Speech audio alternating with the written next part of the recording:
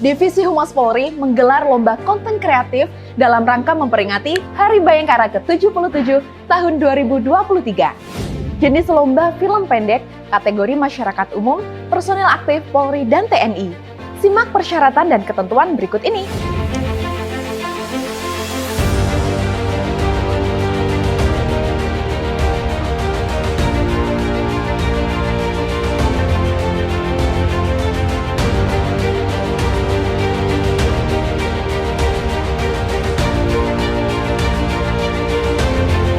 Untuk registrasi pendaftaran, akses Tribrata News Polri.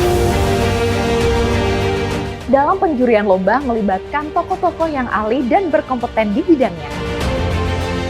Ayo, tuangkan ide kreativitasmu terkait bittersweet perjalanan Polri dalam lomba konten kreatif Hari Bayangkara ke-77 dan siap menangkan hadiah puluhan juta rupiah.